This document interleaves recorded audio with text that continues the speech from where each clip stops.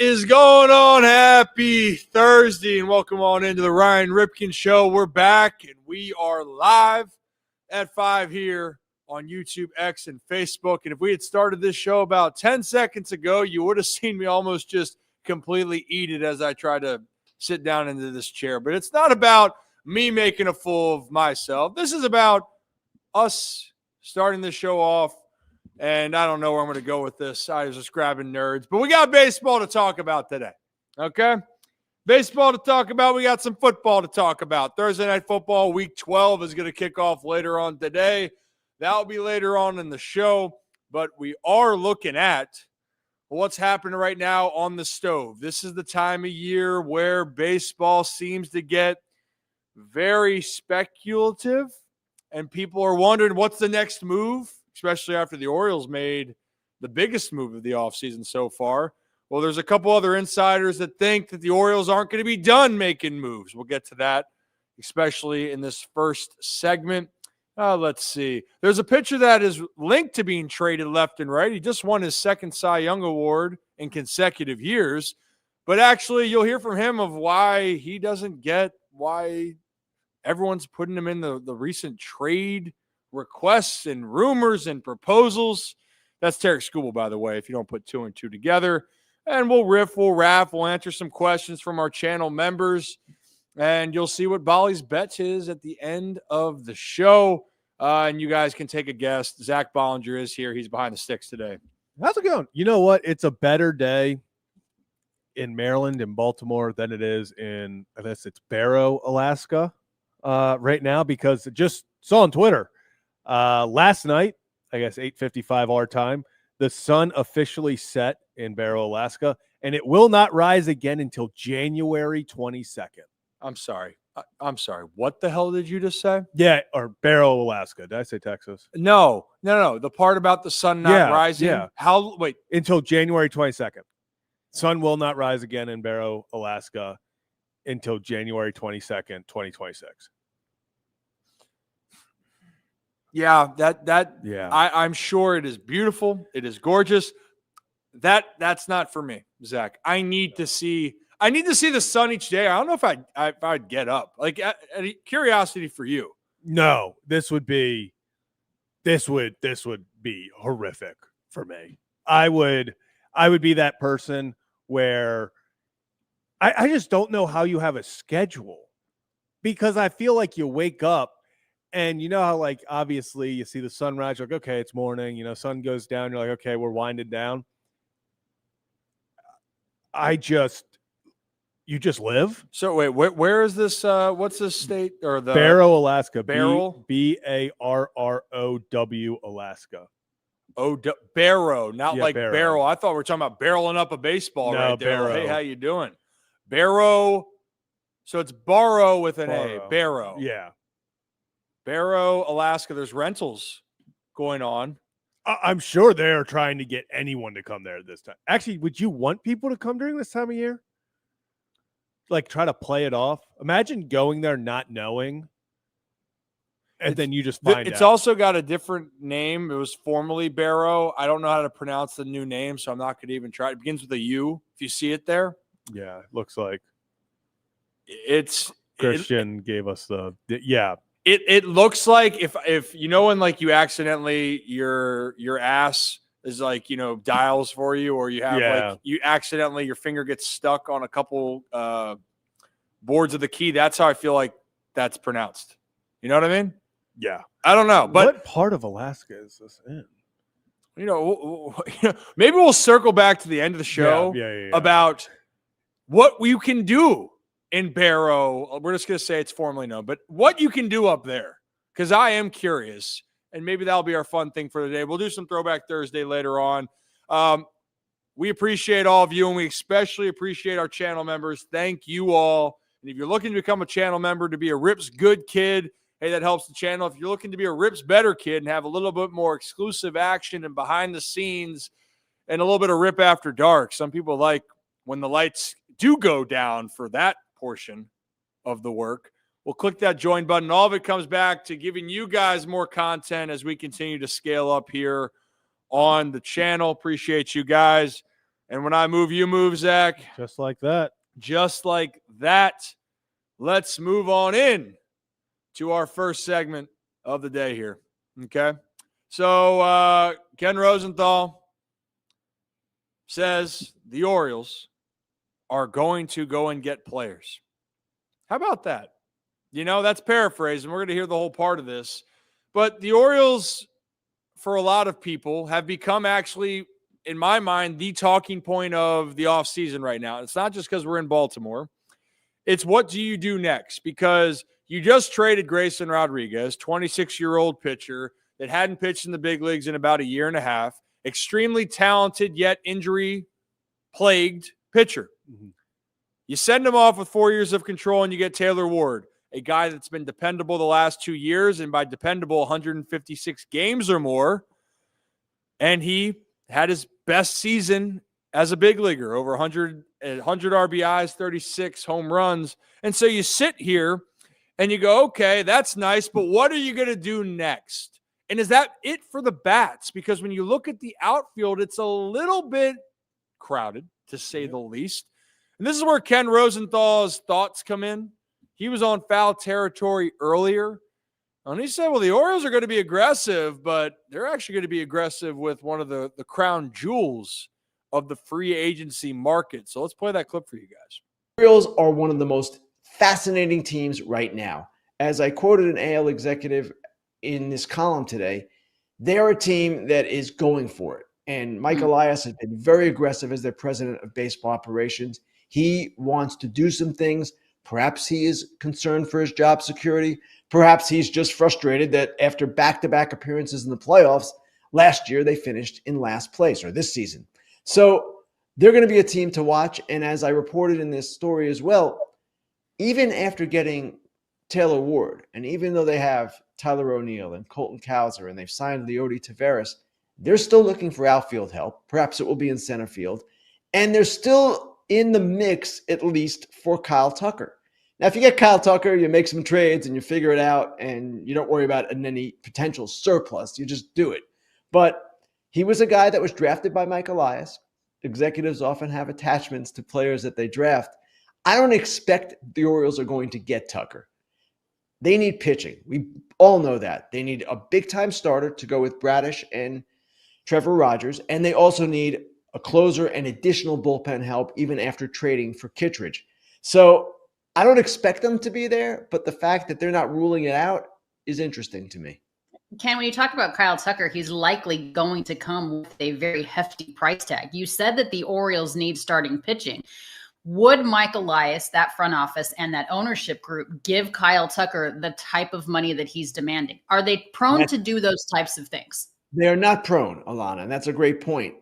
However, their owner, David Rubenstein, has said the money is available. Now, I didn't say it was available for Tucker, per se. He just said they have money to spend. It would be out of character for Elias. It would be out of character for the Orioles. But we have seen with San Diego, a team from a smaller market, make statements like this. Now, it's worked for San Diego to a very real degree. They haven't won a World Series, I know, but they've electrified the market. They've been in the playoffs. They've been really good. Are the Orioles thinking the same way? I would be surprised because their revenues are down like San Diego's are, and their late owner, Peter Seidler, basically said, I'm doing this even though our revenues don't support it.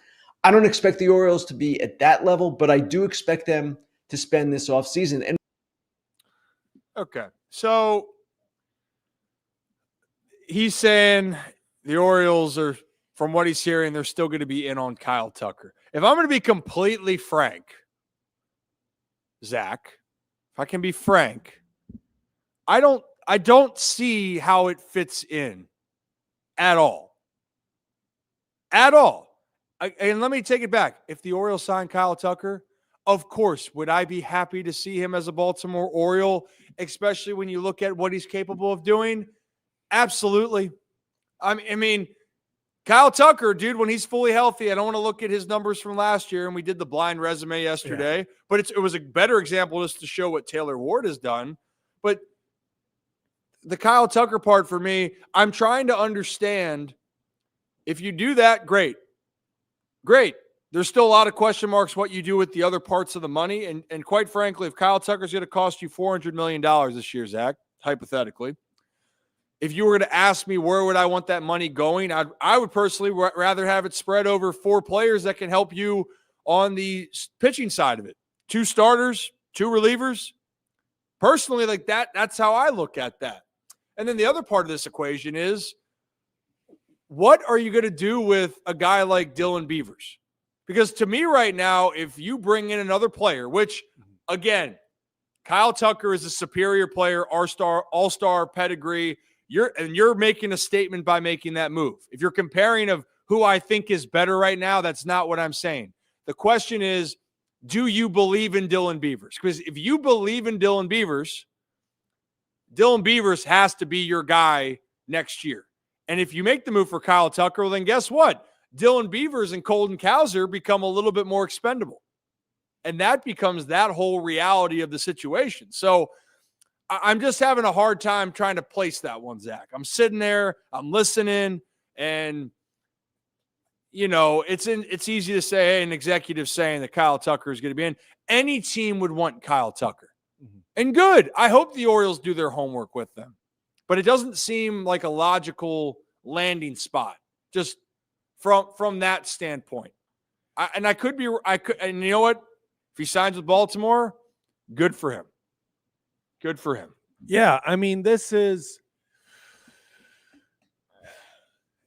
I will say it's interesting that this news, I expected this news to kind of keep on going throughout the offseason of the Orioles are connected to Kyle Tucker, because everyone's going to connect Mike Elias, his time drafting him in Houston. Oh, the Orioles need outfield.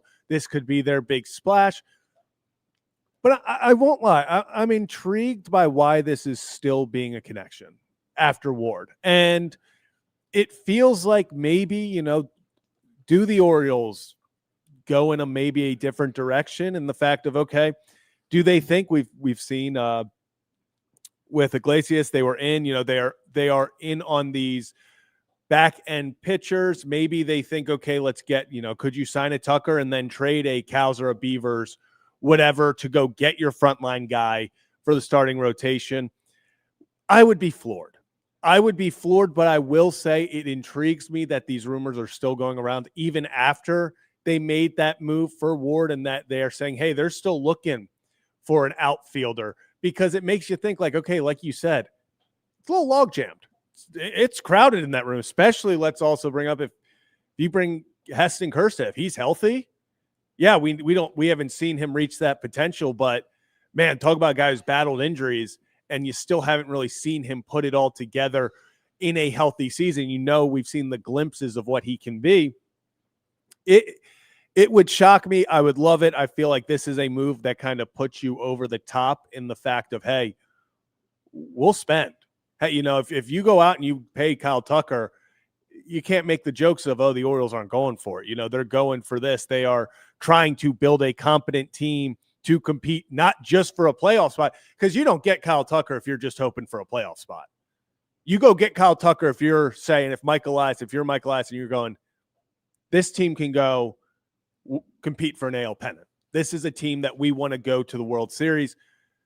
Would be shocked, but I understand why the connections are there. My biggest takeaway is, hey, if they're willing to spend money, I would put it more towards maybe bullpen and frontline pitching at this point. But I think the big thing is if they are in on Tucker and they offer $300 million, then that shows, okay, this team is serious about winning. They want to go put the best product out on the field. I mean, and look, you're talking about creating a good balance of veteran players and veteran stars, by the way, because right now, if we're looking at the Orioles roster, stars right now, Gunnar Henderson. And right now, that's where the list stops. And not saying that I don't believe that Jordan Westburg is an all-star caliber player. He is. He needs to be on the field. If he is, that Westburg and Gunnar are the two guys that I have zero worry about what they're offensively going to do, Zach. I think that that's pretty evident. Jordan, despite being injury-plagued, he did nothing but reaffirm how valuable he is when he's on the field. Yeah, without any question. But those guys to me would be proven. Everyone else is still to be determined. I mean, look, I love Jackson Holliday's makeup. I trust the Holliday family and the genes and the bloodline. I trust Jackson's ability to get better, but it's still not proven yet. Adley Rutschman, I believe in Adley, but it can't be proven and trusted that Adley's going to be the guy. So if they make this move, Zach, that's where I only come back to this is, do you make the move because you just still have doubts that these guys can be that? And Kyle Tucker is a bona fide star. There's no doubt what you're going to get from him. And I think that's why they made the Taylor Ward move, not saying Taylor Ward is a star, but Taylor Ward is dependable. So if you add up more dependable pieces in your lineup, that stacks, then you allow the pressure to be taken off of guys like Kowser and Beavers, Basayo,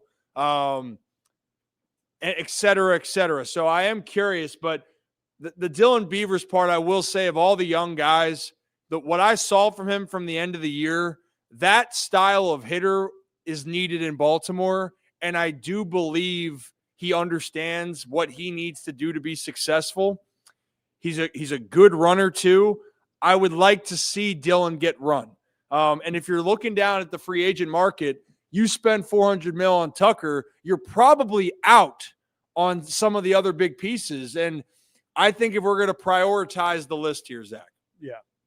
Prioritize it. Prioritize. Priority number one is going to be pitching. You need pitching. It's not like, we saw what happened when you don't have enough pitching. Last year, the Orioles thought they had enough pitching. Then they got injured, and they realized they did not have enough of the depth they needed to have success. They thought Charlie Morton was going to be able to come in, and then they weren't expecting that Grayson and Zach Eflin were going to be down. They didn't have the depth. They didn't have the dependable guy last year. That hurt. Yeah. Kyle Bradish, Trevor Rogers, expect a lot from them this year.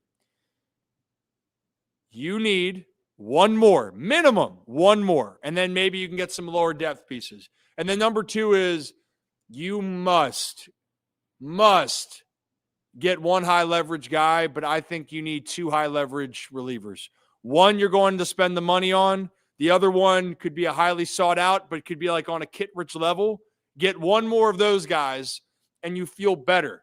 But if that runs it up to being, you spend $200 million this offseason, $250, I have a hard time seeing them price in Kyle Tucker, Zach. That's how I look at it, and that's where the priority of bats versus pitching, because we know the result for the Orioles in the AL East. If you don't pitch in the AL East, you better be damn good at everything else, and I mean damn good at everything else. The Blue Jays were middle of the pack at pitching, but they were damn good at putting the ball in play and situational execution. So how do you stay in games if you don't know what your identity is? You got to pitch. Mm-hmm. So that's where I have with that. And I know we talked with Big Ben yesterday about some possible options, Zach. Yeah. A couple options out there. Yeah, especially in the, obviously we talk, you just said it with the I don't know if Kyle Tucker fits the biggest need. Honestly, the only thing that I see that being a quote-unquote need for is I saw stuff about how the outfield free agency and trade block is just so dried up right now that if the Orioles sign Tucker, they would kind of control the market of, hey, if you guys need an outfielder, you got to come to us, and then they can make a deal that way. But I agree with you. It's something I think is really important that people maybe forget is, hey, Felix ain't coming back next year, it looks like. I would say maybe not in the next few years. We'll see with that shoulder. So we talked to Big Ben, Ben McDonald, about maybe how big of a need is the back end of the bullpen, that getting that guy that can get you 3 outs when it matters.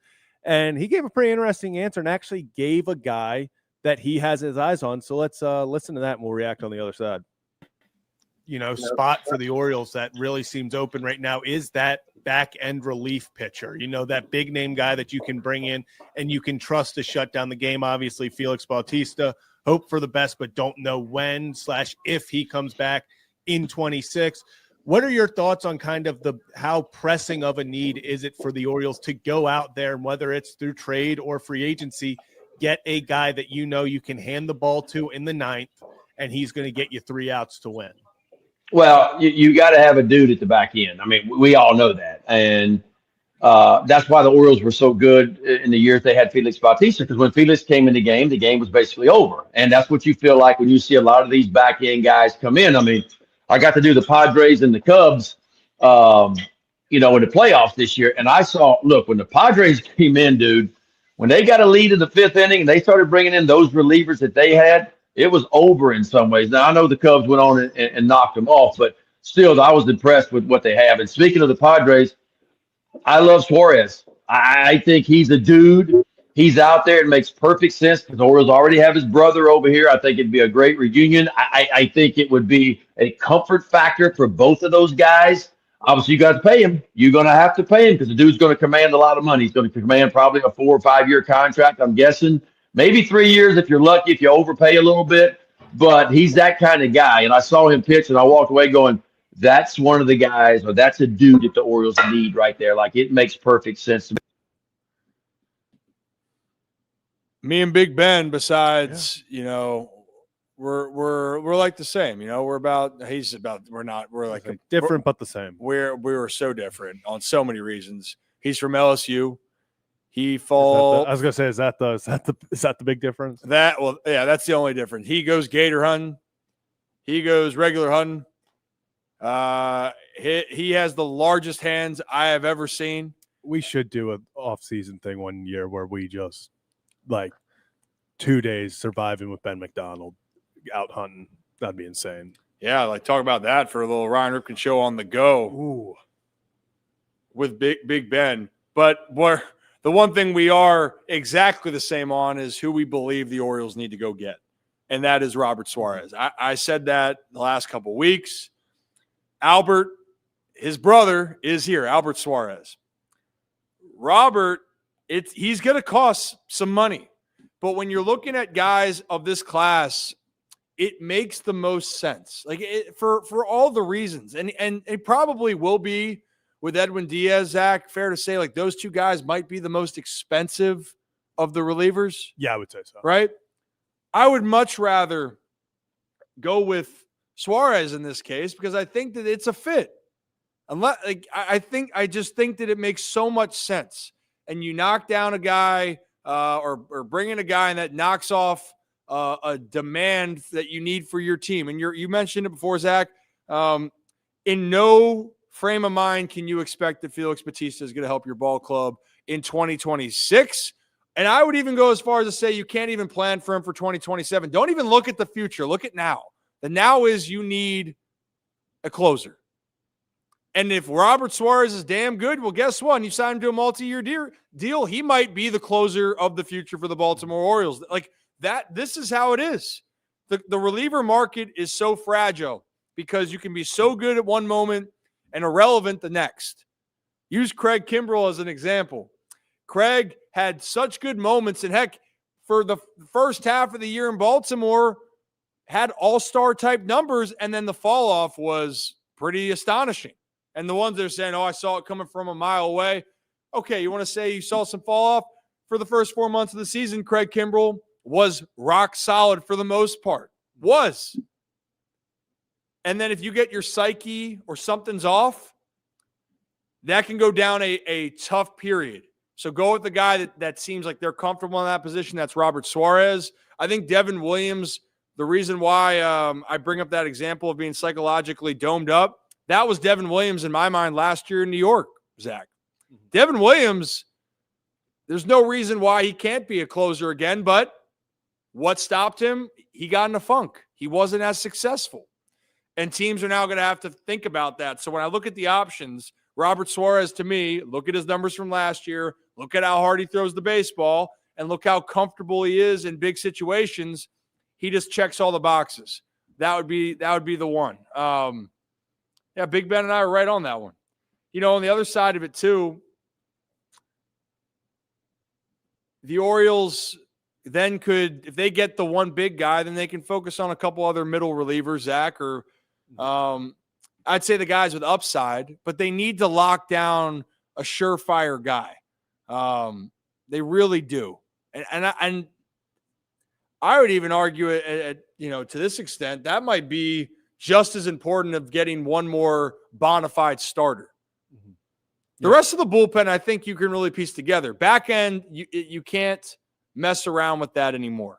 You can't. So we'll see what happens. But Big Ben, he had a lot of opinions on it. I feel like we're all aligned with that, Zach. I don't think there's anything crazy that I'm saying that you wouldn't be saying. No, I agree. I think we've kind of identified Suarez for a little bit as well. Even in the season, it was kind of known he was going to decline that. I think it was like $11, $13 million player option because he's going to get close to. They're projecting him at just above 16 and a half, right under 17 million per year. So you're gonna have to pay.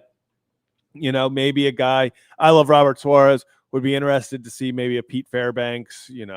There's more middle tier guys there, but 2023, the biggest thing for the Orioles, kind of like we were saying, was Orioles got up. They had a lead in the ninth. It's game over. You didn't question it. Felix, the lights went out. You heard Omar's whistle. It was done. That was game. That was the game. He was coming in, and you were 99% sure the game was over. Let's just even look at 2024. Obviously, you brought up Kimbrel, but after Kimbrel, when you try to, I see people talk about, Tyler Wells. We have in-house guys that can be the closer. We've talked about this before. Especially when you're competing and you want to be a team that doesn't just have playoff aspirations, but wants to compete for a pennant, for a World Series. You can't be it's okay to find guys throughout the season that can be clutch, big moment relief pitchers that you can trust, but you can't rely on that. You can't just go into the season and be like, someone's going to pan out. So someone's going to take over, because you don't know that. And maybe someone does for 2 weeks and then something happens and they lose that confidence or, an injury, whatever. You can't go in with no plan A and just plan B being someone will work out. Someone's going to step up, because we've seen them try to do that before. When you don't have a closer, we talked to Jonathan Papelbon. He was like, you can't win the World Series without a closer. It's not, it is insanely hard unless you plan on blowing the other team out by 8 runs every game. You need a back end guy that in a 1-run game can go out there and win it for you. Well, and like Tyler Wells should be like your secondary or secondary of the secondary. What's the third option? Fourth option. Option C. Whatever you want to consider. That Tyler can close games if you need him to, but you can't have that be the fail safe off the get-go. If it doesn't work out, we're just going to put Tyler there. The Dodgers this past year, right? They signed Tanner Scott. You had Blake Trinan. That was neither were working out enough. And then Roki Sasaki, you expected to be the starter, ended up being your closer. And then really the real closer was Yamamoto the entire time. But you get my point, right? Like, you still need to have guys that are supposed to be in that position. And if things don't work out, then you pivot. Not, we're going to give this guy a try. And you know what? We're going to open it up and see what works. No, you don't want to do that. You really don't want to do that. And this is the emphasis that I want to also point out when you look at organizations. The Dodgers win so much because the Dodgers system is so damn good. And what I mean by it's so damn good, Zach, they have their players ready to help out when they have injuries. And they have the superstar talent. I'm not even going to deny that. But they had so many injuries the last 2 years. They had 13 starters the year before? Yeah. Something like that. 13 starting pitchers get hurt. And no one talks about it because it was all their stars. No, the 13 starting pitchers, no, they had guys ready. They had depth that was ready. The worry in Baltimore is at the higher levels is that depth that you had ready to help you win. Last year, unfortunately, it got exposed. Mm-hmm. The answer was no, they were not ready. Cade still needs to work on things. Brandon Young needs to continue to work, and those became options that can be depth pieces but are no longer the ones that you want to fall back on. And then the Orioles didn't really have relievers to fall back on. Mhm. So that's why I put the emphasis on the pitching side. Robert Suarez and any starter that you get them just because right now in the higher levels, you aren't sure of what you have. Yeah. Not that they're not going to be good, Mhm. but you are committing to the same plan if you do that same formula. They banked that we will have enough if guys get hurt. Well, guys got hurt and it wasn't enough. So that's just what I think it is. And again, I don't think that Wells should be the end all. That's only a discussion if it doesn't work out. Because you know what I'd rather have Wells be a depth piece of? Starting pitching. Yeah. Because he actually has proven he can be a starting pitcher. He might be limited, but he can. I was going to say, I think it's so funny, it gets lost in everything that 2023, like that first half, there was no question who the ace of the Orioles staff was. It was Tyler Wells. I mean, that guy was an absolute dog. He was, he did everything you need. And you can't go plan B, C, D on a closer. You can't. If you want to win, you can't do that. We've talked about this before. Filling out a bullpen, you can find some dogs, off waivers, bringing guys up from the minor leagues, and that can make up your 5th, 6th, 7th inning. Okay, these guys, we can get to, 3 to 6 outs with them. Hey, it might be a 1-run game in the 6th, but we trust these guys. It's not the highest leverage. Maybe it's against batters 6 through 8. We trust them. What you can't do is just expect somebody off waivers. So one of these young guys, Cam Foster, one of the guys you got in the trade, Nunez, these young guys that you kind of got back last year that you're like, hey, maybe they take that next step. You can't rely on one of them becoming a dominant closer. It would be super cool. If I don't think anyone in the Orioles organization would be upset if they go and spend a lot of money on Suarez and then one of these young guys or one of these guys off waivers ends up being another dominant high leverage pitcher. I don't think anyone would be upset with that. If you have multiple high leverage pitchers that can dominate and can get you outs, it's a good problem to have. The issue is when you hope and rely on someone taking that step, because odds are you might get someone to pitch well for a few weeks, but it takes a psycho. And I mean, you look at the all-time, leading closers, you got to have a few screws loose to be a dominant closer. And you can't just rely on somebody developing that. Go get your guy, go get a Suarez, go get a Diaz, someone like that. And then if someone else pops up, becomes dominant, there you got a really nice 8th and 9th inning guy. You want to know how many pitchers, and I saw the payroll stuff. You know how many starting pitchers the Dodgers had in 2024 who started a game for them on the mound? It's got to be like 15, 16. 15. Yeah. I'm curious on the Orioles side of this real quickly. So, because payroll, I can guarantee you of the 15, they aren't very highly paid for those guys that are there. Now, I'm going to look it up real quick for 2025, and we're going to play this game. Because I like to learn. If I'm wrong, hey, I'm cool with being wrong. Hey, I'm Ryan Ripken. I'm cool with being wrong. Zach. Game started.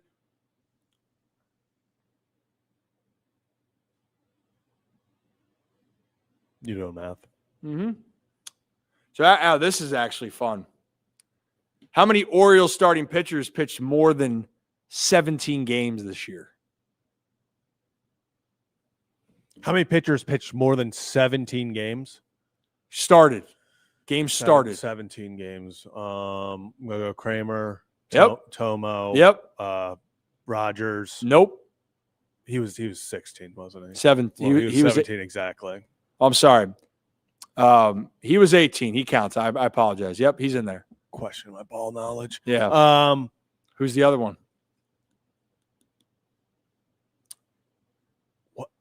Did Morton get to 17? Morton got to 17.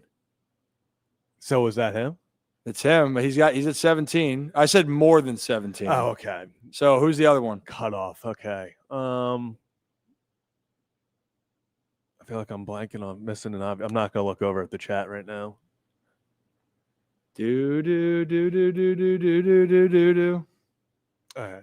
So Who right, is it? You're going to have to tell me now. Cade Povich. Wow. So the Orioles, Cade Povich started 20 games, Kramer 29, Sagano 30. The Orioles ended up with this list of having 17 pitchers. But let me ask you if you know these names real quickly. Because we'll go to the Dodgers. Do you know Kyle Hurt? No, I do not. No. What about you heard of him in the postseason last year or this year? Elazier Hernandez. Yeah, I was going to say. Anthony Banda started 2 games. Michael Grove. Banda was somewhere else before. I did know Banda. Grove. Some of these I'm cheating. River Ryan.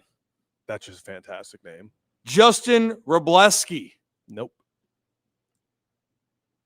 Landon Knack. Did know that. Okay. Saw him in a lot of mock trades. Okay, cool. So in this case right there, my point is they had then their injuries, plus then they had guys you didn't hear of. Yeah. So the excuse of the spending money, offensively, the Dodgers, that's where the money was the offense for them. But pitching-wise, they stayed afloat because their pitchers were ready. Their depth held up. The Orioles' depth did not hold up. The Orioles' depth, Brandon Young pitched 12 games. Zach Eflin pitched 14 games. Oh, gosh. Kyle Bradish, 6. Kyle Gibson, 4. Keegan Aiken started 3. Albert Suarez, 1. Scott Blewett, 1. Rico Garcia, 1. Chase McDermott, 1. Dietrich Enns, 1. Their depth just didn't hold up overall. So this is what I just wanted to focus on. Depth is so important in the big leagues. Your depth in pitching is going to be so important because you're going to get injured. So for the Orioles, the best case for them is to add more depth, specifically dependable pitcher, and they need a couple high-end relievers because you know what you have, and if they go down, then you can continue to dive deeper and deeper into the depth. But we know that the Orioles' depth at the moment was not enough to overcome their issues in 2025. And if you are new to the channel, hit that like and subscribe button. Ryan Ripken Show. Do this live at 5. Live at 5. Every Monday through Friday right here on the channel. And by the way, too, like when we're talking about all these things, baseball is really damn hard. And it is a player's sport at the end of the day. Like the players got to go out and execute. The managers, having a good manager does matter. Managing your bullpen matters. But you got to be able to go and walk the walk. And the Orioles last year, just like other teams, the teams that underperformed, probably go and look at they regressed in certain cases. The Orioles pitching wasn't good. Hitting was very inconsistent. Toronto Blue Jays, like I mentioned, middle of the pack last year in pitching ERA. I think they were even towards the bottom third, if I'm not mistaken. They weren't a great defensive team, but yet they were really damn good at one thing. You got to be really damn good at one thing if you're going to overcome some of the obstacles along the way. But I digress. Zach, we're in this period of time where people just talk about rumors and what's happening next and who's going where. This team likes this person's on the move. I just saw a thing later that in football that we'll talk about in the second half. Joe Mixon. Yeah. Apparently Joe Mixon's done for the year, and then Joe Mixon's like, hey, funny, Ian, that Joe Mixon better than Joe Mixon. Yeah. And where I'm going with this is there's been so many reports in baseball around Tarik Skubal that, hey, the Tigers are going to trade him. Oh, a trade proposal that the Yankees could send to the Tigers. Tarik, they're not going to re-sign him. Well, here's what it's going to take, and here's what the Tigers should do to make that trade. Well, Tarik Skubal went on foul territory, and I want to talk about this from the player side, but then I also want you to hear it straight from him about what he thinks about all of this trade rumor nonsense that just keeps flying around, it seems like, every other day here. So let's play that clip for you guys. Way social media is, it's hard not to see things about yourself, especially when it's talking about trades and kind of all those hypotheticals. But, At the end of the day, it doesn't really matter. It's not going to impact who I am day-to-day basis. It's not going to impact, the way I'm going to work out or the way I'm going to throw or prepare to get my body ready to go for another season. So it's all out of my control. You see it. I think as a player, you don't really unless you want to be traded, but that's a whole different situation. But it's not like I want to be traded. So it does kind of hey, why am I in this? Why am I in these conversations to begin with? But at the end of the day, it doesn't really impact anything that I'm going to do day to day. And I try to just stay off of it and not look at it. I mean, that's kind of how I've handled it at the trade deadlines in years past. And it seems to work for me. So, yeah, I love the answer of it's not going to impact what I need to do, which no shit, it shouldn't impact what you got to go on the day-to-day. He's a pro, and he's the best in the American League right now. He's the standard. He's going to continue to get better. That's his focus. But as far as everything else, he's wondering, I haven't said anything. And yet people want to assume what the next thing is going to be. So with all this news that's popping up and around, yes, some of it is driven intentionally. Some of it's driven by agents. Some of it's driven by the media to create more of a buzz. And yes, some of it is created by teams to push out narratives. It's all part of it. But from the players' side of this is why I guess, Zach, players get frustrated at times when it comes to the media space, is that when they feel that, yes, there could be some things that could be true, there's a lot of things that are not, and there's not a lot of merit to it. Last year we heard about teams that were going to be in on these players, and then the players afterwards saying, I never talked to X, Y, and Z team, my agent, at one period of time. But I get it. Skubal is the top pitcher. The Yankees are still considered a top team in a big market. New York sells. But yeah, I thought that was a good answer from Skubal, just reminding people, dude, I want to be a Tiger. I'm not asking to be traded. Yeah, I mean, that's the biggest thing is all of these stars, and obviously different situation with Paul Skeens. It's not like his contract's coming up. But for all we know, Paul Skeens could be I'm cool with being a Pirate. And everyone's he hates being a Pirate. He's still going to demand a trade soon. They got to trade him. Tarik Skubal, everyone just assumes because the Tigers haven't spent $500 million or $400 million on a pitcher before, they're the Tigers ain't going to do that. He's gone. They got to trade him. Tarik's probably, he said, he's I don't want to be traded. I don't want to move. I don't, I think people forget the human aspect of it as well. This isn't, oh, you were traded down the street. You get to keep your home, everything. You're just going into a different office building. You're just walking. You're going 2 floors up of the same building. This is, he gets traded to New York or LA. Gets traded to LA. He's moving across the country. Gets traded to New York. He's going all the way to the East Coast. It is one of those situations where the human element of it, I love that he says, it's not going to impact me, how I go about my day to day. He's yeah, you see it. It's not the greatest thing to see. Is your name always in? Where's he going? Where's he going to be, moving? But just, and that's something that I think also is a testament to how good he is, because there have been a lot of players over the years when rumors and stuff float, it does impact their play. Past 2 years, it's been oh, Skubal at the deadline. Yeah, he's gone. Yeah, he's gone. And he's still been a dominant pitcher throughout. So that mental fortitude you have to have of blocking all of that out. And it's got to be so ridiculous as the guy like Skubal, because everywhere you turn on, everywhere, it's just hypothetical trade, mock trade. Okay, what if he goes here? Okay, we're skipping. Half the league is just skipped out on the 2026 season for Skubal. They're where's he signing in 2027? You can't go anywhere without where is Tarik Skubal going to be pitching in 2026 or beyond. And if you're Tarik, he's sitting there I hope in Detroit. I don't want to move. I like it here. And so for me, God, that's just got to be rough. That's got to be a tough ask for these players, to just constantly be in trade talk after trade talk after trade talk. And this is the world that we are in, and look, storylines sell, right?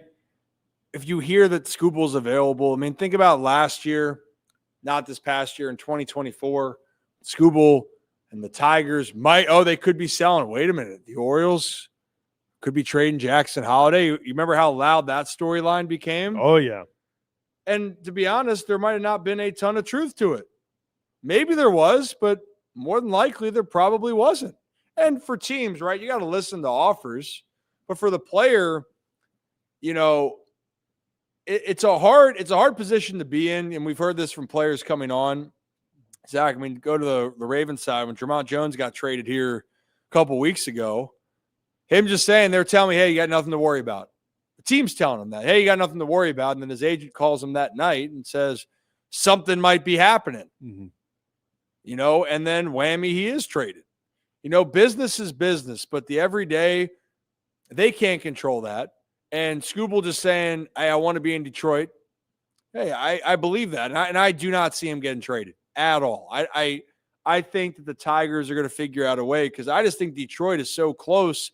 And I'd argue right now the Tigers could be a favorite to win the American League next year, depending on how this offense or this offseason goes. Like they got pieces. They were close last year. They're one inning away from, and that's after a massive collapse. Like they fought through that. Was all like, it wasn't like it was sunshine and rainbows all the way up until the ALCS or the ALDS. That was people thought they were done after. You know, we didn't know if they were going to make the playoffs. They went from the best team in baseball through 70 games. We don't know if they're making the playoffs suddenly, to then all of a sudden they're down 1-0 in a 3-game series against the Guardians. Everyone just assumes that's over. Okay, season's done. Fight back then. Then they go up against the Mariners, who everyone kind of at that point thought was maybe going to be the team to represent the American League. You know, they just kind of had that feeling around them. Yeah. 15 innings. You were one hit away. And then who knows what goes on past there. But this is not like this is a rebuilding team. You know, this isn't a team that has a ton of free agents that you are like, dang, that was their shot. Like, it's never had – they got young prospects still coming up. They have pieces around Skubal. They can build a contender. And if I'm being honest, who in the AL Central scares you right now? The Twins are selling everything off. You know, they are in a whole different mess. The White Sox are probably 2 years away from being 2 years away from being 2 years away at this point. And then 2 years away. Yeah, and then 2 more years away.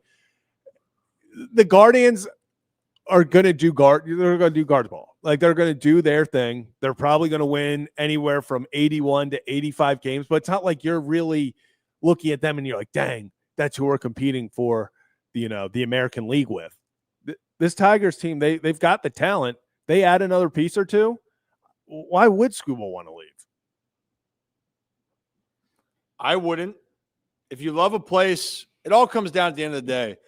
If it's $100 million difference in a deal, I get it. Even 30 million, or even hell, 2 million, whatever your value is, he's going to get a lot of money. But at the end of the day, he can choose what he wants to do. And he'll either value the Tigers are willing to pay a price in that range, and if not, then he'll go elsewhere. That's the part of having with Boris, right? Of he's going to try to maximize your value. And no one's going to have a higher value than Skubal when he gets that extension. So time will tell. But for now, he's a Detroit Tiger, and the stove continues to steam. And I just would love the fact if we could just have moves at normal business hours. And normal business hours Absolutely for me not. even would be 9 to 9. Even 7 a.m. to 9 p.m. I'm okay with that. I'm a night owl as it is. Not around here, partner. But, like, we're trying to get some work done. Like last night, where, you know, you're helping to make up the reel of Nick just getting absolutely blasted by the Cleveland Browns. Incredible. Yeah, he did. He did. He was right about that. He was spot on. When he said manhandled, that was the perfect word. Yeah, so when we're trying to get some work done, we don't want to talk about why did they just do this trade. I mean, we talk about it. But we're trying to just get those clips out for the rest of our audience, especially the ones that are on YouTube, X, and Facebook, and Instagram, by the way. Follow at Ryan Ripken Show on all those accounts. Before we dive into anything else, Zach, I want to take a quick second.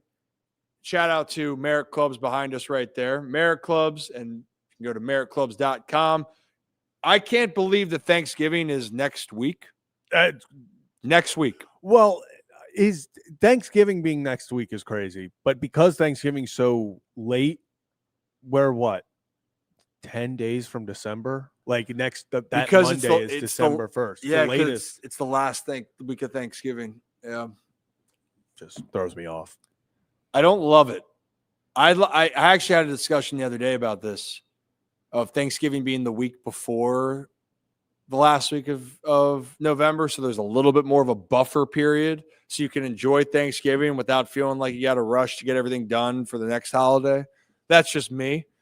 That's where I stand. But Merit Clubs, by the way, because Thanksgiving is around the corner here, and starting tomorrow on November 20th, 20th. Today's the 20th. On November 21st, running until November 30th, Merit Clubs is offering for the rest of the year $20.25. Get it? Because it's 2025. For the rest of the year. Good one. And yeah, you like that one? And then next month on Cyber Monday, let's just say the deal could be even sweeter. But we appreciate our friends over at Merit Clubs. And if you are looking for help on your wellness or fitness journey, check out meritclubs.com. How do you spell $20.25, Zach? MERRITT. And when I move, you move. Just like that. Just like that. Where are we moving to next, by the way? Where do you want to move? I think actually, should we talk a little football tonight? We will talk a little foosball. There was one thing I actually had in the space that I just saw pop up that I wanted to talk about. And now I can't find it. No, I can't find it. Oh, that I did see that the Tropicana, the roof is back on. Is it? Are they're playing there this year, right? That's the goal, think. at least. I know Pete Fairbanks actually talked about that. He was, kind of funny about it. He was like, yeah, they asked him how it was playing in, the outside stadium in Tampa, or I guess, what was that, St. Petersburg? And he was like, yeah, there's a reason we don't play outside in Tampa after March. He's like, it was an experience that I had. Don't know if I would ever want to do that again. That had to be brutal. That was something people didn't talk about the Rays disappointing, that final stretch, that second half that was so disappointing. They were probably just worn out. It was probably so hot. That had to be horrible. That'd be awful. Oh, yeah. Oh, yeah. I mean, look, the Trop, by the way, it ain't the gold standard of ballparks that you are looking to go to. It's not. Especially when balls get lost in the catwalk. It's not fun.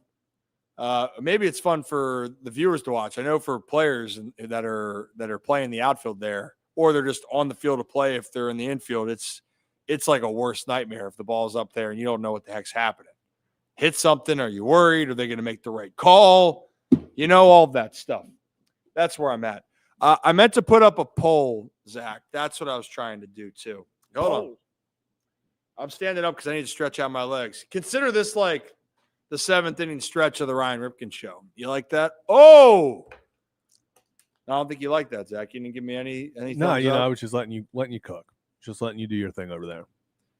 I gotta say, I'm getting a little tight. But the poll question I was going to put up is,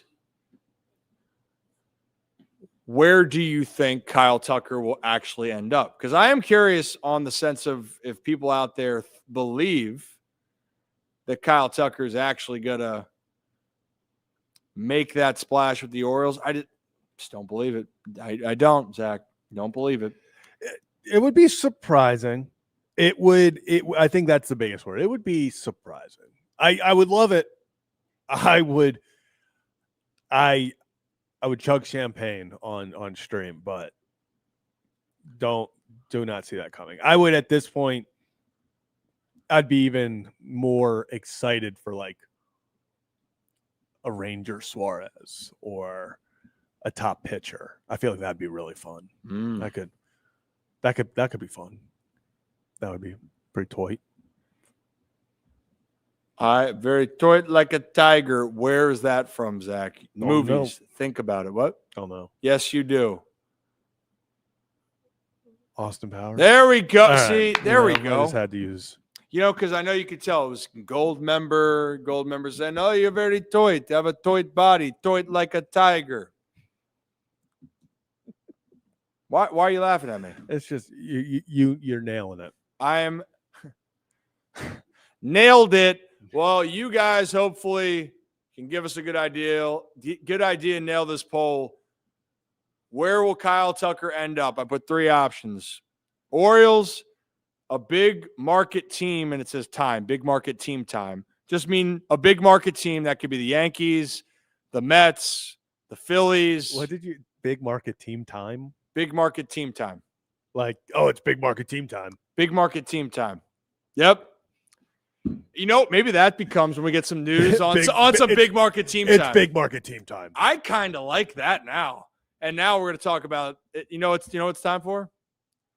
Big market team time. Big market team time. Big market team time. So the Orioles, big market team time. And another team. Like, is it another team that would be on the lines of the Orioles that's just a shocker, surpriser that jumps up there?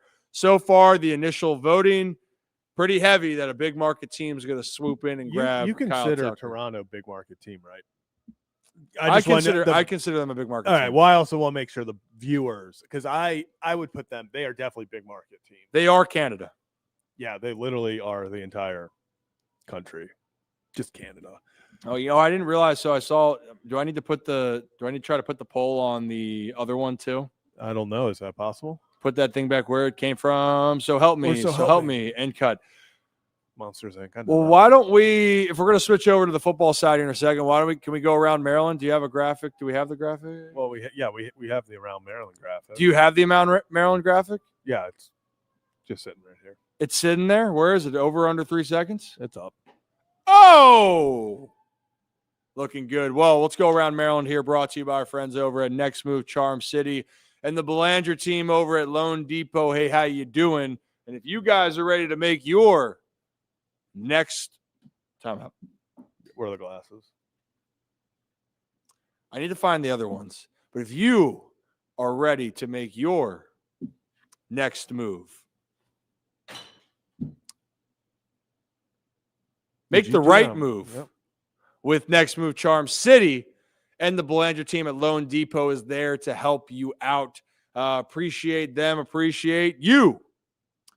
So we went around. We talked a little bit about what's happening up in Baltimore with the Orioles. We will get into what's happening in Baltimore with the Ravens. The Commanders, I don't know what's going on down there in general. I'll be completely honest. I know what's going on, but it's not good. I was going to say, it's scary times there. That is a reality hit fast in Washington, because what a fun season last year was. And like, there were the inklings of like, hey, this is literally the oldest team in football. You got a young quarterback, but it's still the oldest team in football. Added some veterans. And then you're like, okay, maybe they're going for it over the next 2 years. Obviously this year, not doing great. And a lot of guys, once again, older. No one's getting younger on that team. So yeah, not feeling like things are the vibes aren't the greatest in Washington, D.C. around the football team, I think. No, and this is kind of the reality of sports, right? Felt like they had a good nucleus, was going to take that next step. We just kind of talked about a team on the baseball side where they had success in the previous years, and then you fall flat. What's going to be the next move? That's what's happening here right now with the Washington Commanders. So time will tell there. Up with the Terps, by the way, in Maryland. It looks like Loxley's coming back, if I saw that correctly. Yeah, he's coming back. So Loxley's coming back. The Terps are football team. They're not back this year. That's just the reality of it. The men's team, they had a huge signing, Zach, huh? Yeah, Baba. I'm going to pronounce this incorrectly, so I'm so Just sorry. call him Baba. Yeah, Alodaton. I'm sorry, I'm looking at the pronunciation right now, and I believe that's Alodaton. I'm so sorry how badly I pronounced that. But Baba, he's coming to Maryland, staying in Maryland, the hometown kid. That's big. Buzz, it's Buzzball. I think, Buzz has been awesome so far. Have they been in close games? Yeah, last night at home, going to overtime versus Mount St. Mary's. Not ideal. But Buzz also said, and you got to give him credit, he said it preseason. He was like, we're going to lose a few games before December, before Thanksgiving, that we should not lose. He said, we're going to win some games after Valentine's Day that we should not win. And, that's the culture he has established. They're getting some big-time recruits in there. So I think things are really looking up for Maryland basketball. I think this is a team that over the tenure of Buzz, maybe in the even starting next year, the year after, I wouldn't be surprised if this is a team that sits with a, in that 2 to 4 seed range for March Madness each year. I think I really trust, the process that they're going through. And I think the culture that they're building from the ground up is going to come to fruition. Hey, that's the hope. And there's a lot of hope though with Buzz. And Buzz's track record is having success. Ollie, what's Ollie doing? What's my pup doing? Ollie, come here. Ollie just tried to get Ollie, past come here. the bar, and he might be stuck. He got as far as he could, and then he went for like I give up. Ollie, come here. Got on the Come. floor. Come. Oh, he's through. He made it through. He had to. He couldn't squeeze through, and they just flopped down the floor and gave it like a crawl. Yeah, he's a little dramatic pup right now. But finishing the thought with the Terps, Maryland basketball, talk about a team with a lot of culture and pride, and that's been the team at Maryland as far as the one for the last decades. And we're going back to the 80s that people expected Maryland basketball to be the school, right, or be that team. And they've had their disappointments, and they thought that with Kevin Willard, they were getting it back. Then he goes. And Buzz Williams, though, what's exciting is his track record is that they have won and made some noise in the tournament. They have done that. So far, it looks like he's building that infrastructure. But as everything, time will tell what happens next. And by the way, Ollie wants to say hi real quickly. Ollie, come here. Come here. Come here. Ollie Studio Pub. If anyone's near the channel, this is my dog. And if you don't like my dog, I don't like you. Ollie, come here. Where'd Come he here. go? Oh, he's down there. Oh, there he is. There he is. Studio Pup. Yep. He was voted best studio pup for the last year and a half. Hey, buddy, hold on. Maybe he is a little bit heavier than he has been.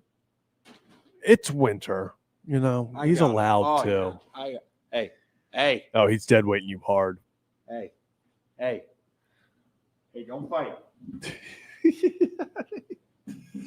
He wants to just play with the ball. Hold on. Oh, we don't have a Red 7, hot route. I was gonna say we don't have the Hot route. Go. Oh, he's going out for the To the pass. couch. Sort of. Oh, now he's going out for the pass. All place. Oh. Rip with an atrocious throw. That was a bad throw. Atrocious. That really was. I'll apologize. You're really lucky we don't have a camera up there because that was tough. Yeah. That was a tough one. That hit like 4 things before it got to. It did make it to the target, but it hit multiple things on its way. Yeah, that was tough. All right. We went around Maryland. Where are we diving into football? What's on your mind, Zach? You're calling the shots. Is tonight a trap game? It's a trap. Like it kind of feels like it might be. But then again, I'm also sitting here and everyone's been saying it's a trap game. And if too many people say it's a trap game, is it really a trap game? I think that's what How many people saying it's a trap does it make it a trap? Yeah, or is it just expected at that point? And I'm not gonna lie, I'm not even talking about the Texans winning. It's more the 5.5. But this feels like that Texans defense is so good, and that Bills offense has looked bad at times, especially if you stop the run early. So it's going to be, I think it comes down to, I know obviously Mills Mafia, Davis Mills getting another start for Houston. I think that offense kind of does. I don't want to say I'm not worried about them, but I don't think that's the side of the ball that decides this. It's going to come down to, can the Texans defense hold on and keep this Bills team under 24? If they can hold them to like 21 points, I think they have a chance. So it's going to come down to that. Also, just feed Nico. Is that because of we'll get to that in a little what you need? Potentially. Does it feel like we are – I know we talked about what time of year it is, but does it actually feel like the NFL season, it's week 12. It's crazy. 2026 is 5 weeks away, 5.5 weeks. Very crazy. Then baseball starts up in February. Like, it felt like this fall and season has flown by in ways. And yeah, I mean, the NFL season, week 12, a lot on the line here. The Texans, Bills, Davis Mills. I could use some Dalton Schultz action here. I'll be honest. I think he could. And I could use the Texans defense making some plays, but that's an interesting game. And it still goes into this whole concept of, unlike any year, we still don't know which teams are the for real, fully ahead of everyone else. If you watch the NFL the last X amount of games, there's still no team that's head and shoulders just the juggernaut. The Patriots are looking pretty damn good, but also is that the team you fear the most? No. I don't know. But also, it looked like the Patriots would be cruising for a little bit until they come to Baltimore. But then guess what? They play the Bengals this week, and maybe they catch a break not facing Joe Flacco now. Yeah, Joe Burrow, back-to-back days as a full participant in practice. That I didn't think. I was thinking maybe he's back for Thanksgiving. I was thinking most likely versus the Bills. I don't think anyone thought the Patriots was on even a possibility. So this could be he puts together even a full practice tomorrow, and then they're like, yeah, he's going to be ready for Thanksgiving. You know, maybe they just have that. But Patriots are playing really well. I mean, none of the next 3 games would be ideal for Joe Burrow to return for, meaning like you don't have that ease in game. It's not like all of a sudden you're facing like a Jets or Raiders or a Saints where it's like, okay, can ease him into this game. All of these are must win for Cincinnati. And you bring back Joe Burrow, I think I don't know how much, like he's better than Flacco, but obviously their defense is the issue. So I think it's the morale boost that you have your leader coming. Yeah, without more than anything. But yeah, I saw T. Higgins. The quote was from T. Higgins: "Joe's practicing like it was week 1, and he looks outstanding. He's slinging it."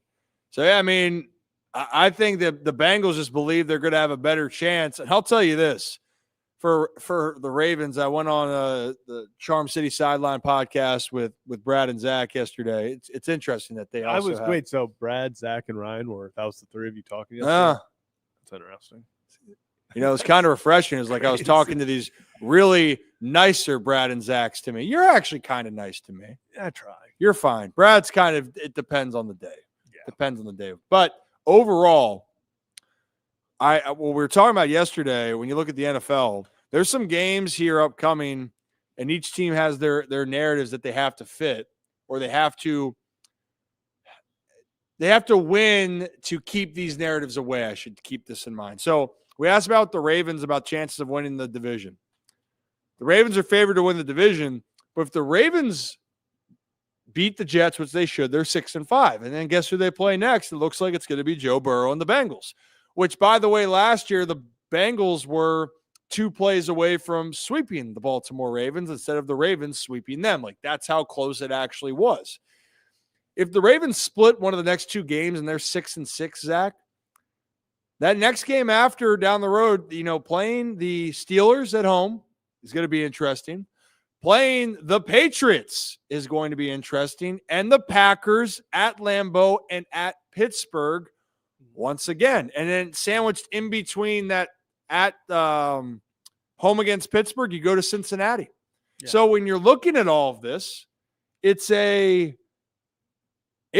crazy thought. And on the other side for the Bengals, like you said, they can't afford to lose any more games, period, to have a legit shot at any of this. They're 3-7. They have to win. Heck, you go around the rest of the league. The Colts play the Chiefs. The Chiefs have to win. And the Colts, you don't think the Chiefs have to win? No. I think they have to win. I don't see and maybe this comes back as like just a horrendous take. I don't think the Colts have a freaking chance this weekend. I don't think it's going to be close. I mean, it might be close on the scoreboard, but I would be floored if they beat the Chiefs. I mean, think about this. Colts have played outdoors one time this year. Do you know when that was? Versus Pittsburgh. It's going to be cold. It's going to be outdoors in Arrowhead. Daniel Jones just popped up on the injury report, so he's not 100%. What are you trying to say?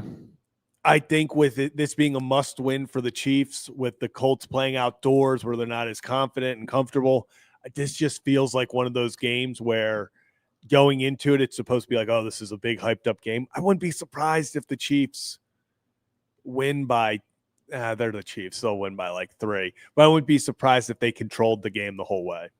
That wouldn't surprise me. I think this is a very big week that I think the Chiefs walk out with the win. I would just be very shocked if the Colts go into Arrowhead and win. Here's the other crazy part. We're talking about these narratives for week 12. Mm-hmm. Buffalo loses this game to the Texans and the Patriots win. That's a 3-game gap. Yeah. Or it'd be the Buffalo Bills would be 7-4. The Patriots could get the 10-2. So 2.5 game lead. And they still have the tiebreaker. Houston wins this game and Indy loses. Mm-hmm. That gets separated by 2 games. And guess what? Houston and Indy, they still got a couple dates on the schedule to play each other. Like this is where this part gets a little bit fun. The Colts play the Texans the following week, by the way. And then the Colts finish with the Texans at Houston. So hey, it's a fun time of the year. It's a fun time of the year, especially if you are into that. And especially then, hey, fantasy, Zach, I know you're into that and you're into all those conversations. Oh, yeah. Like the crazy thing that I always like to follow, and I guess it's not the football. The only other football topic that I really had, Zach, was around that Joe Mixon. Yeah. Is there any other one that you had? No, I think Joe Mixon, and that's just such a weird situation right now. I think Joe Mixon and Joe Burrow were the two. Just 2 Joes sitting in the headlines. Well, but so while we're bringing this up, it goes back to the Skubal conversation we had earlier. So sources, according to Eden Rappaport, were saying that Joe Mixon's not expected to play because of his foot injury. The rest of the year likely remains on the physically unable to perform list. But then Joe Mixon, if I'm reading this correctly, he went on X and said, now I get everyone's looking for splash news and clickbait, but I'm just curious, Ian, how do you know more about me than me? Peter Schaefer, get your mans, bro. Yeah. You know? Not a great look for Rappaport. No, not great. Not great at all. But Houston's finding a way. Woody Marks looks good. You know, that not saying the Texans are a juggernaut running the football. They got their issues, but they got a damn good defense. They're finding ways to win. Obviously, Joe Mixon, when he's healthy, is a good player. And time will tell. You know who's been a hell of a player this year, Zach? Who's that? Drake May. Drake May. Drake, what was that for? Have you not seen that? No. It's like, I guess, his new nickname. Brady even said it. They're just calling him Drake, then in quotes, Drake May. Makes no sense. But at all. Apparently that's a thing. Big market team time and Drake May. So did you see the Cam Newton Drake May I'm not gonna say beef, but did you see Stephen A. Smith's response to the beef? I heard a little bit about it. Can we talk about it? Because I'm a little confused and I'd like to understand a little bit more. Yeah, so I guess Cam Newton had said some things about Drake May that Drake May didn't necessarily like. And he kind of said that he didn't, I guess, refer to Cam Newton was like, I'm not sure what show he's on, but I heard this, but I'm only worried about things happening in the building, the perspective of people in this building. Like, I'm focused on my thing. I don't know what show he's on. And then Stephen A. Smith comes out and he's like, yeah, Drake May is just a liar. He's like, and he was like, First Take is the #1 sports show in the world, like morning show in the world. Obviously, he knows who we are and like this show. And now all these NFL former players are like, do you think that at 10 a.m. every day when Drake May is in meetings for game planning, he's watching First Take? Like, he just knows all the characters and personalities on First Take. It is just the weirdest week 12. Like, we're kind of in that post NFL trade deadline. We're figuring out who's going to make the playoffs, all of that. And like, stories sometimes aren't always there. This is the biggest non-story story ever. Like, why is Drake May not knowing that Cam Newton is on First Take?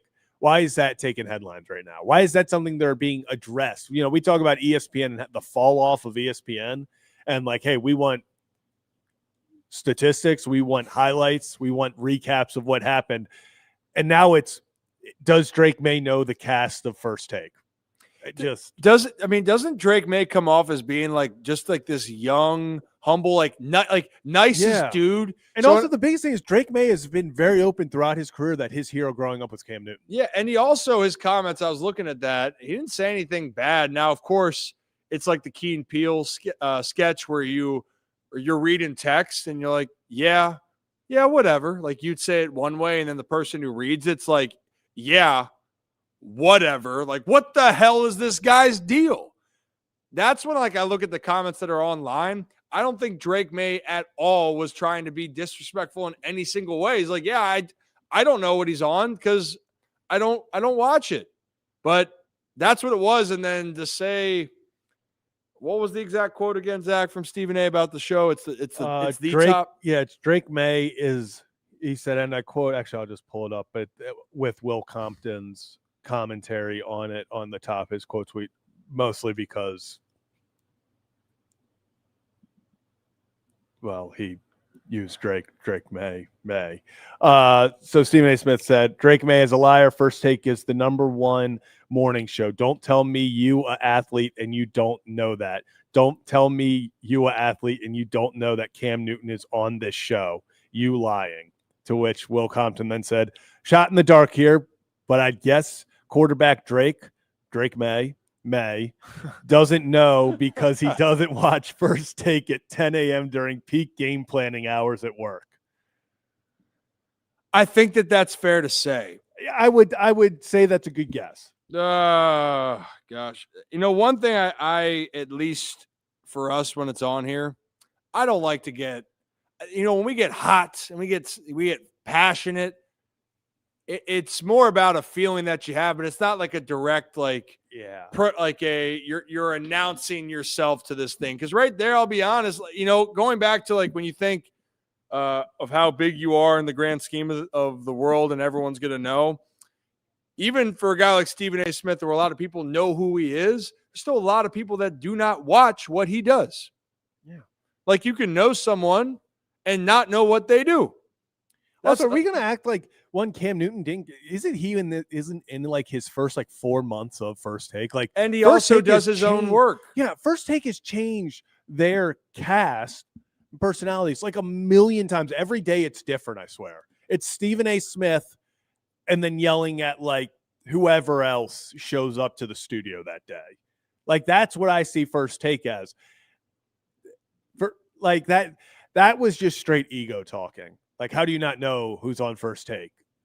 I doubt athletes. One, on First Take, 90% of the time they're debating whether LeBron or Jordan's the GOAT. So if you're not an NBA player, it's not like they're always talking about football. And then the football they do talk is usually, is Lamar a disappointment for not winning a Super Bowl? Is Patrick Mahomes or Brady the greatest of all time? It's no actual discussion about what's going on. It's just these weird hypotheticals. It feels like 24/7. I have no problem with Drake May not knowing what show Cam Newton is on. Like, this is, like I said, this is the weirdest. Is this considered beef? Like, is this now considered beef that they have with Drake May for not knowing the whole cast of First Take? I just also for this, even for our show right now, we have our listeners, and we love our listeners new to the channel. Hit that like and subscribe button. We also have our channel members. Like, we know the people that watch our show on the day to day, and we see that and we appreciate that. You know, a lot of people when they see Zach what we're doing, a lot of people go, "Yeah, I love watching." And I ask, "Oh, where do you see the clips?" "Oh, I see them on Instagram." We don't stream on Instagram, but they look at the clips later on, and that's how it is. I mean, it's the biggest non-story I really could give two hoots. But calling Drake May a liar, though, Like, you're that's lying. crazy. Like, That's crazy. That's come so on, crazy. That's calling a man out because you're a 23-year-old kid who's like the nicest dude in the world, a liar. like, that's the thing. Like, if he would have goodness. been like, I don't buy it, like he was just trying to dismiss it, like whatever, that would have been like he probably was trying to dismiss it. But for him to be like, Drake May is a liar. If you just said, like, you really don't know first, even if you just said that, which I don't agree with, but you're like, you really don't know First Take. When you go, this guy's a liar, I'm like, hey, that's a bold strategy. That's a bold strategy right there. Let's see how that pays off. But again, like, that type of media I know is a selling point. I get it. That's not my bag, baby. Do you know what that's from, No. Zach? Nope. This type of thing isn't my bag, baby. I don't. So I'll enlighten you. Have you ever seen Austin Powers, Zach? Once again, like probably like 15 years ago. Well, great. We're gonna. You know what? Next week's Miracle for the Book Movie Club. So you'll be fine.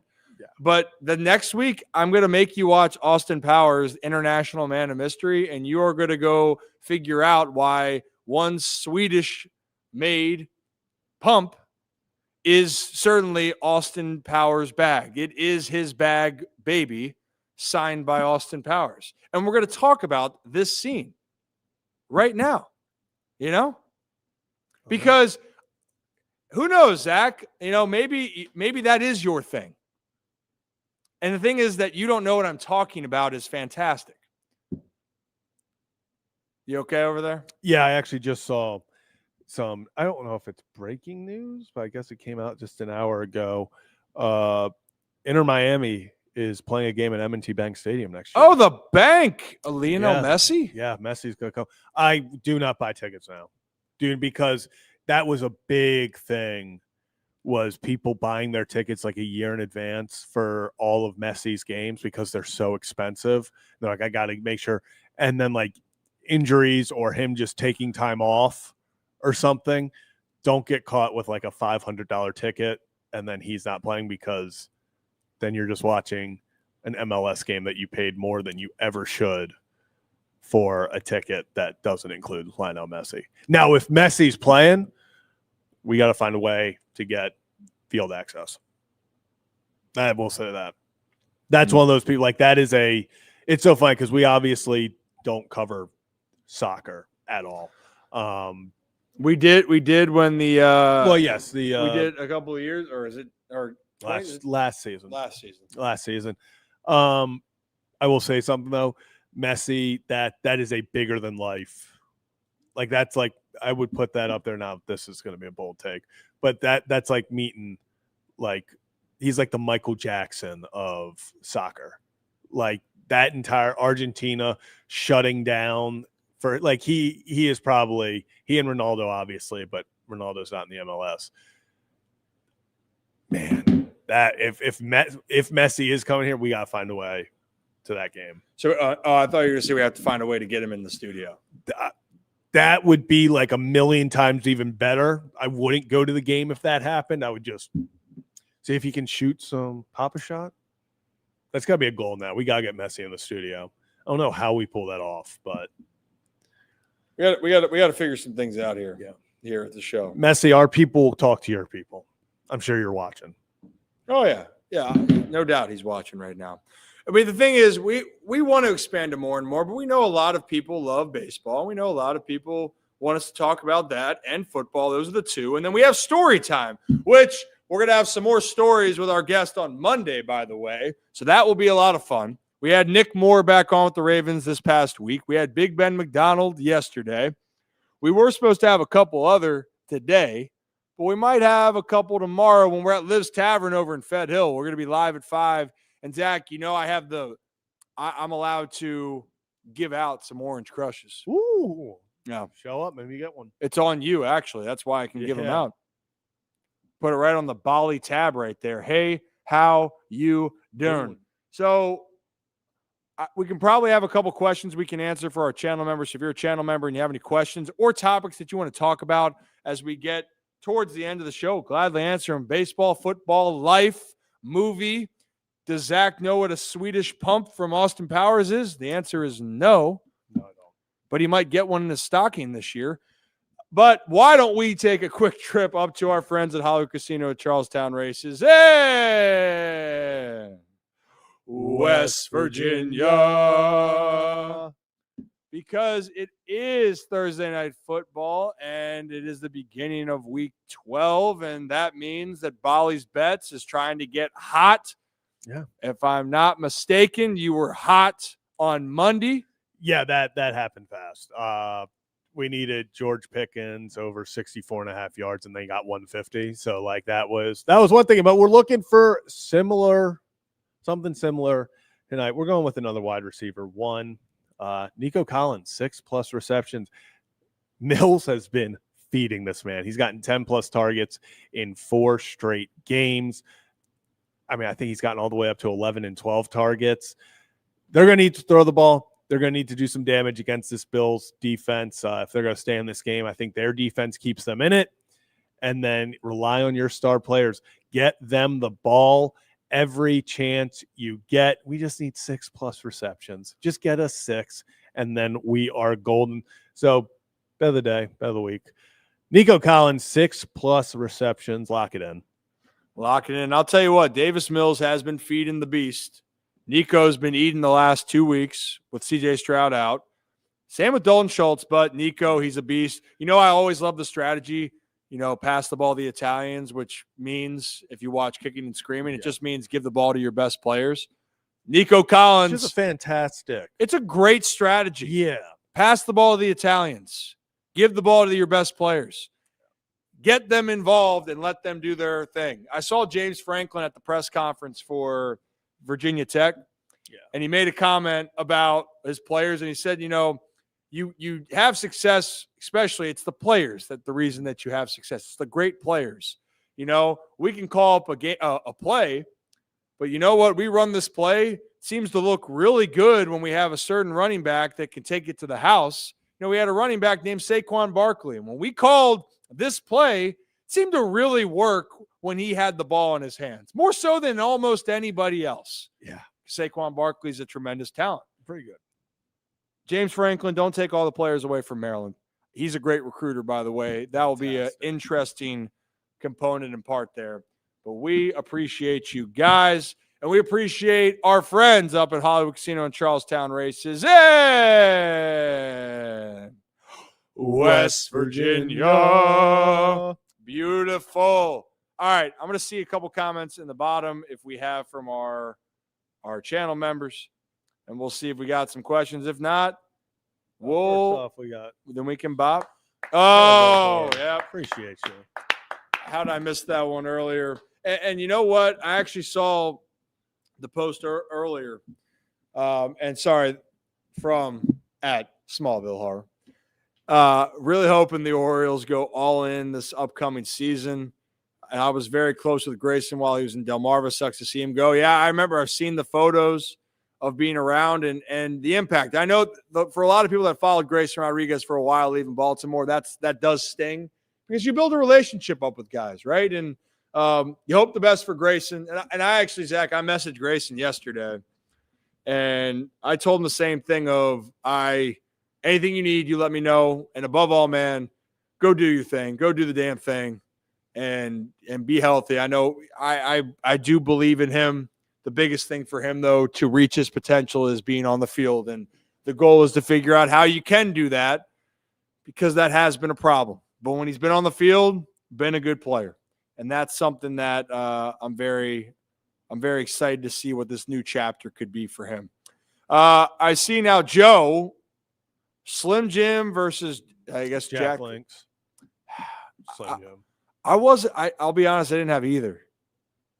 Are we talking about, I'm assuming, are we talking about like this?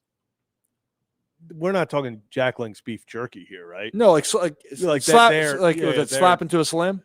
Yeah, Slam? no. So that's why I was saying, because I was like, if it's beef jerky versus Slim Jims, I love beef jerky, but I'm gonna go the Slim Jim over. Does Jack Link's have like a Slim Jim thing? I don't know.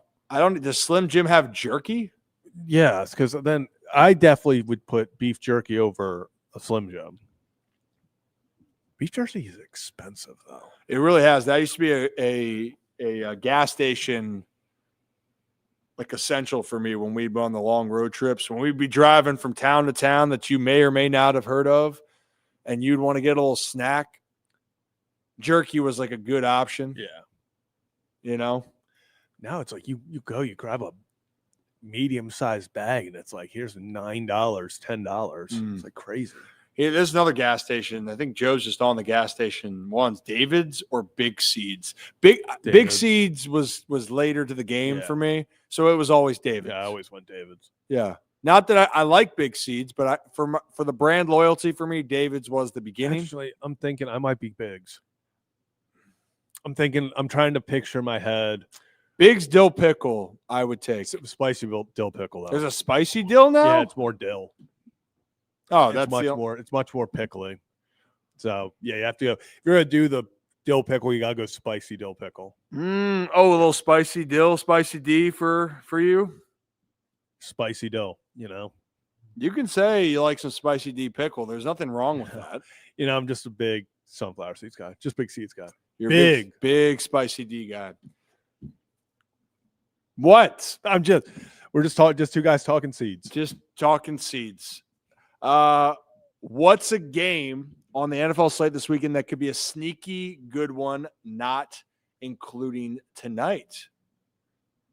Would you like to go first, Zach? Okay, so I might have a bold one. Okay.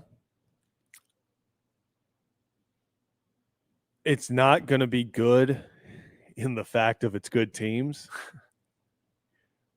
Browns Raiders is going to be really interesting. That's going to Shador's first start, 3+ touchdown passes plus 1,200. Oh my! I mean, like, I've seen this Raiders defense. Are we going to have like a big coming out party for Shador? Like, if that happens, 3 touchdowns should not be. I will say I do need him to get the ball to Jerry Jeudy. Like, that's not an option. I need like 75 yards a game. I did a season-long parlay. Everything's going to hit. I need 750 yards from Jerry Jeudy, and I was banking on Flacco being the guy the whole year. Didn't think Dylan Gabriel was going to be getting, 6 games? Another sneaky one, and this is obviously sneaky. I think Eagles-Cowboys is going to be a really good game. I think that is going to be a very good game. I don't think it's even sneaky. For once, this is not going to be overhyped. I think it's actually going to be a good game. And I hope it's a good game, especially as having a Jalen Hurts on your fantasy team. I have him and Jackson Dart.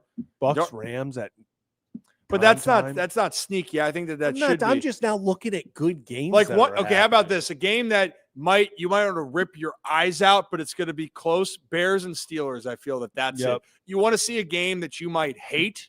You might hate so much of this game, but will it be close? Then look no further than the Bears and Steelers. I really think with that one. I think the Jags and the Cardinals will be a close game. The Vikings are in trouble, but that would be it for me. I like the Eagles and Cowboys. I think that would be a good one. I think the ugliest, but will be entertaining, and I want to see how it unfolds, is the Bears and Steelers. And I'll tell you what, Joe Burrow, I'm definitely more intrigued what Joe Burrow is going to look like. I think that's the biggest question. And we're saying Carolina. If Carolina can match with San Fran because Carolina's a weird team.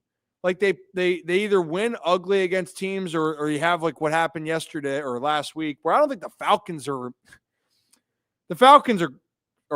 just I feel bad for Falcons fans. You have a top 5 running back, a top 5 wide receiver. You seem to be in a lot of games. You beat the Bills pretty convincingly, and then you blow a huge lead to the Panthers. You lose games that you shouldn't lose. So for the Panthers, though, I think if they're able to go into San Fran and play well, I think that will change the narrative. I'm excited to see that. I just hope that Bryce Young doesn't turn back into the Bryce Young throwing 102 yards. He can go both ways very fast. It can escalate. This is just strictly gambling.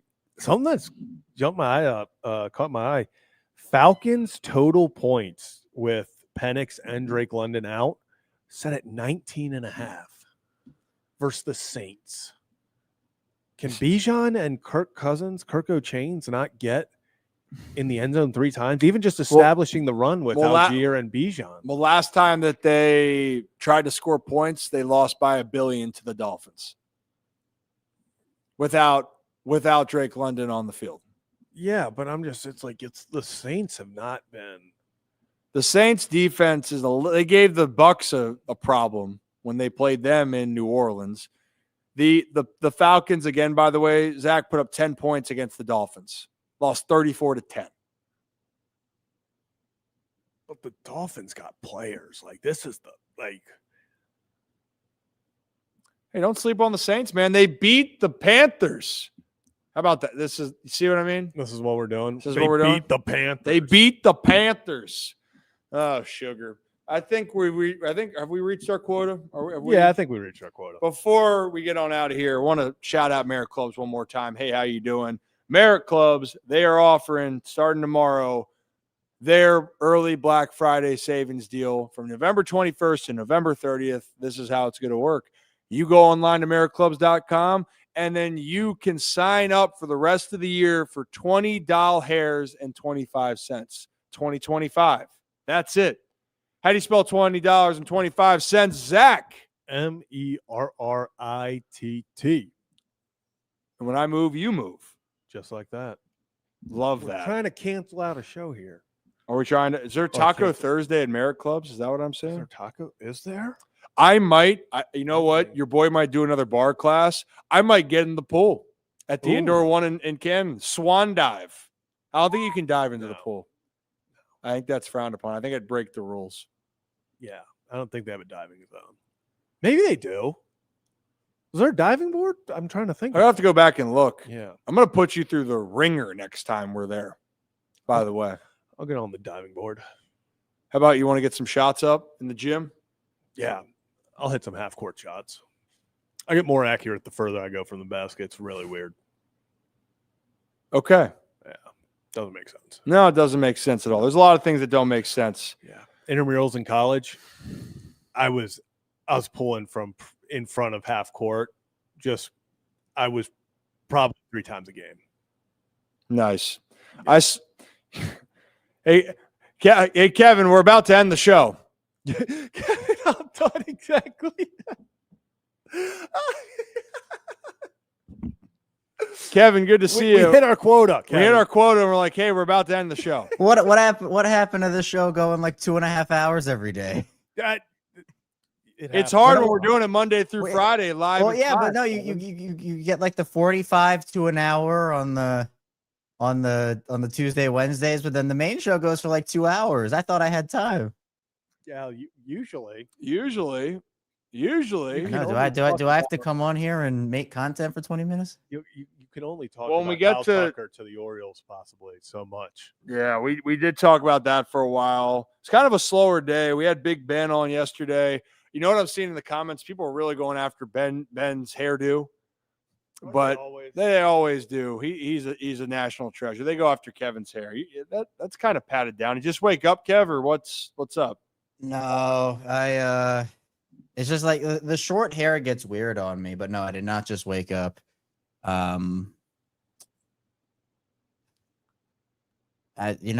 living life. Thursdays are busy. Every day is busy. And hopefully the Orioles can make some moves that aren't at 10 p.m.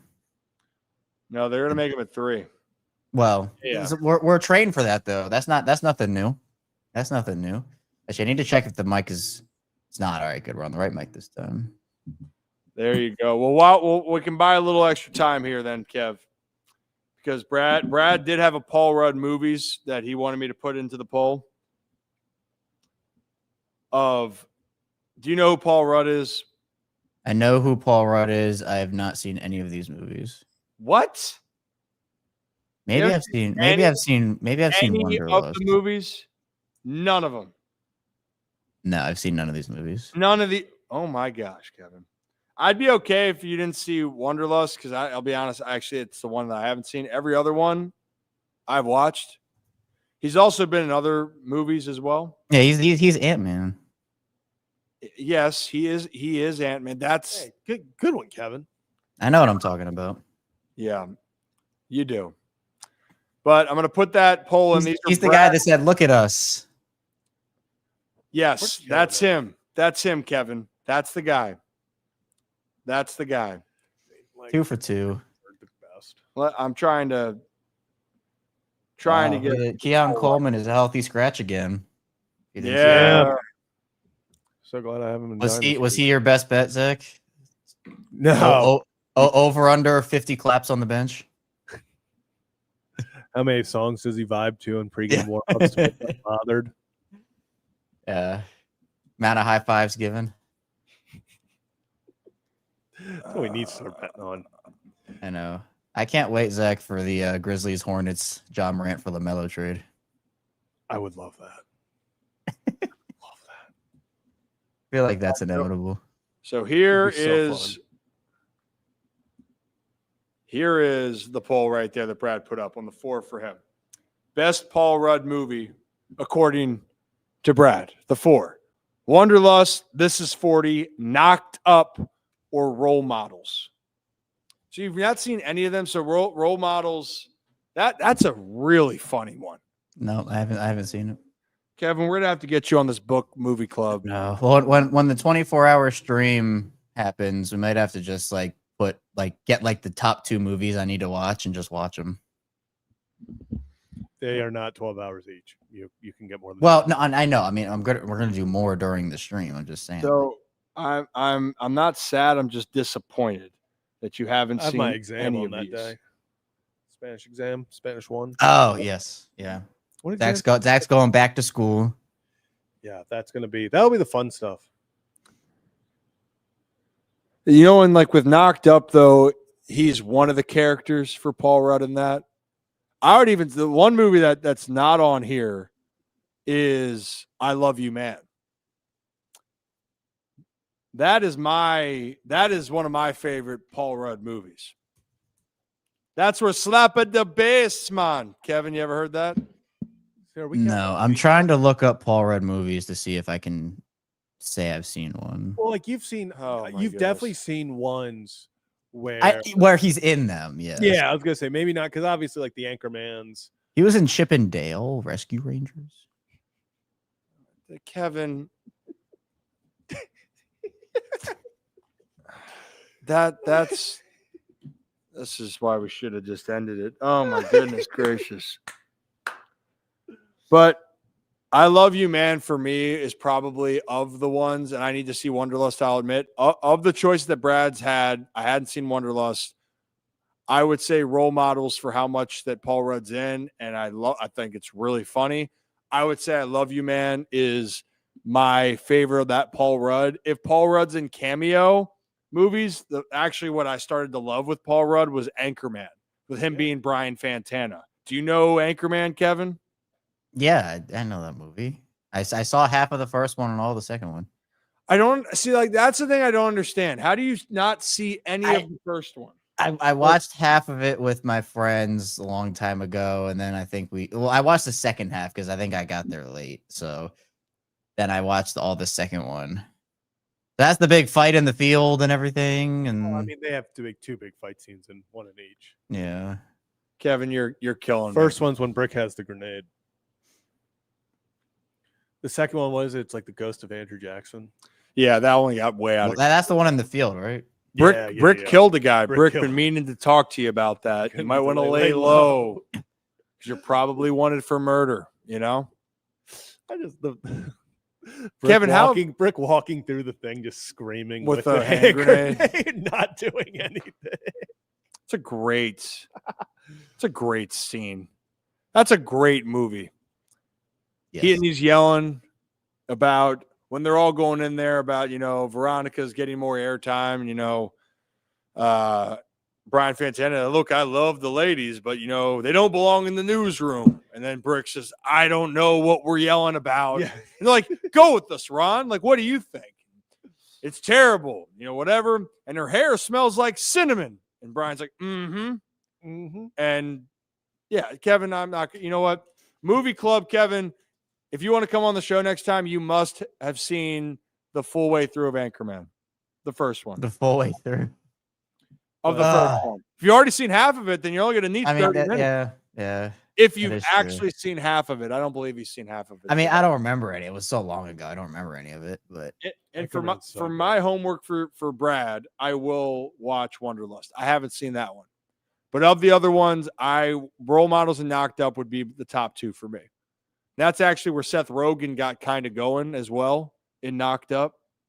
Kevin, you know who Seth Rogen is? I do know who Seth Rogen is. Yeah, I don't believe him, Zach. Kevin, any final words before we get on out of here? No. Did you guys cover Iglesias at all? We went down who the Orioles should sign, where me and my Louisiana, we're the same person, Ben McDonald and I. We both were on that of Robert Suarez, Kevin. Not they're interested in guys. I mean, they have the money, and yeah, that's the deal. That's the deal. Is it No Shave November for you? Bless you. Thank you. No, not really. I mean, I shaved earlier in the month. I'm probably gonna shave again. So, but I've been having allergies. I don't even know what. So that's why I'm sneezing. Why are you? What's the allergies? Is it the cats? No, because we have the food. That we're enzymes, and I know I gave you guys a science lesson. I remember. No, but I'm saying, are you allergic to the cats now? I mean, I've never not been allergic to them, but has it gotten worse? See, that's the other. No. But so these allergies are what then? If you are allergic to cats, but it's not turn of the season, I don't know. Fall to winter. Yeah, I guess fall to winter now. Do you get allergies going to the winter? I get the spring. I get actually fall is my biggest one because I'm mold and dust mites. So mold coming off trees, like with the leaves. That's my biggest one. Okay, yeah. I didn't think about that one. Did you never have them put all the needles in your arms? Nope, did not have that. That was a yearly occurrence for me. Damn, I'm sorry. Yearly. I did that one time, and they're like dust mites and mold, and I was like, got it. Yeah, well, mine was the severe peanut, and so. Oh, okay, yeah. They wanted to see if it was like getting any better over the next couple of years, or if it was just going to stay the same. And then cats and mangoes popped up. So, cats and mangoes Could not be any different. Not have had me guess cats and mangoes came next. All right, hey, all right. How about this? You get a minute to make your case right here, Rick, because we were asking questions to finish this up. Who's the starting pitcher everyone wants? Kevin, minute, go. Kevin, 55 seconds. Okay. I would probably go. If the contract is right, I wouldn't be mad with Dylan Cease. If it's not an overpay, I'd be okay with Dylan Cease, which I don't think is like that hot of a take. But I just think the worry with Cease for a lot of people is that it's just going to be like some massive overpay, and you're going to give them like 7 or 8 years, and they give him all this money. I don't think he's going to get that personally, but I think that that's what I've seen on social media, at least, of people being like, "Oh, they're going to give him so much money and so many years." If it's in like the 4 to 5 year range, decent money, I'd be fine with Cease coming to town. And then like Cease in a trade for a guy that's maybe a little worse than Cease, but still is a decent guy. I would say Nick Pivetta, but that ship sailed. So it has sailed. So Dylan Cease, hey, Big Ben actually talked about him. Yeah, Dylan Cease. So you and Big Ben are now the same person, Kevin. I hunt alligators too. So and you're both allergic to cats and mangoes. Yeah, fun fact. I am. Really? Zach, you starting pitcher you would want. I'm gonna go a little different than anyone's been saying. I've been on this Michael King train for I think 2 years now. But coming off one of his worst years, especially worst years recently, and it's a 3.44 ERA over 15 appearances. He is just one of those guys where I think he's really putting it together. I think he is a big, I don't want to say underrated player, but he's not necessarily a guy that sticks out to you as a frontline guy. I don't know what his contract is going to look like. Just kidding. I actually can look up what he's projected around 22.9 million AAV, fourth most projected, right behind actually about 4 million less than what Dylan Cease is supposed to get. I just think he is one of those guys, Zach Gallen as well, where you kind of buy it off of a down year, only 30 years old. I just think Michael King on like a 3-4 year deal would be really nice to solidify this rotation. Nothing too flashy, maybe not the biggest name, but I think a guy that is very underrated. And if you add him to this list or to this rotation, I think it really shapes out nicely. It does. And you're talking about, I think I've already mentioned him before with Ranger Suarez at dependability, but if we're going to say a guy I'd want to take a risk on, I would probably say Zach Gallen. Of the guys, of what I've seen the last few years, that would be the person I'd like to see them take a risk on.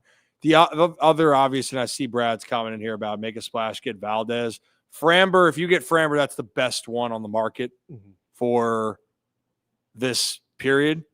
But Zach, if we're talking about a bounce back, I'm going to trust the guy or give him a chance to prove it, where since 2022, ERA of 2.54, 3.4. Actually, if we want to go even further, 2020 is his first kind of real year. The other years he didn't pitch a ton, but overall for the body of his career, if we want to go back to 2019, he's only had an ERA north of 3.65 twice in his entire career. And that was last year in 2021. By the dip.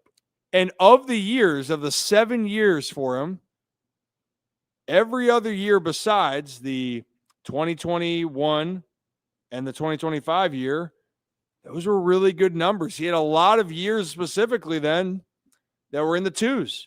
So I like that. That's consistent. And if his floor is going to be a 3.5 or 3.8, I would be happy with that. But I'm buying that we might see the Zach Gallen that just 2 years ago was at a 3.65, or maybe we'll see the guy that back in 2022 threw a 2.54 ERA in 31 starts. That's the guy I think is still in there, and I believe that he can help this Orioles team win. You worried at all about locker room drama with Zach Gallen? All of a sudden you bring him to Baltimore. He also goes by the Milkman. You can't. Well, I'd rather have that locker room drama than. Do we have? If you go by the Milkmen, does one of them maybe a Lego build off to decide? I just, I'm covering all bases here. You got to think about this stuff. I wanted Shota was my number one guy, and then obviously I don't know why I thought you were gonna say Shohei, and I was like, Kevin. No, I mean, well, I would love it. If you're offering, I mean, I'm fine. I'll take it. But Shota was my number one. He was my Pivetta of this offseason, and then unfortunately, got a raise. Kevin being bold. Shohei Ohtani. That's I feel like Rocco right now. First pick. Who you taking? Who's your sleeper? Who's your sleeper this year? Well, Christian McCaffrey. Christian McCaffrey. Having a hell of a season, by the way. And then, and then the best was we're like, not the projected first overall pick. He's like, oh, okay. CeeDee Lamb. I was like, okay, that's the third projected overall pick. I was like, this is not really we're not having a hot takes at the moment. Yeah, very bold. Ride or die, Christian McCaffrey. Rick, Get outta Rick here. wants Valdez as well. That's who he is wanted. Rick, Mm. appreciate you, man. Well, guys, we appreciate all of you. And also for our channel members, I do owe a little Rip After Dark, which I did have the other day. Maybe I'll have one. I'm gonna be me and Ollie tonight. We're gonna be hanging a little boys' night. Me and the boys. Perfect opportunity. And then I'll be trying to get a lot of work done, which I do each night. And then guess what? Someone's going to make a move, not in the Orioles. And I'm going to be like, well, great. Do I really have to go and work on this? I might.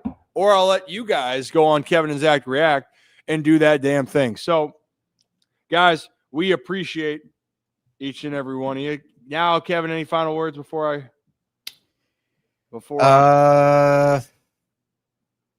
what do I want to say? I don't think so. Zach? Yeah, I don't think so.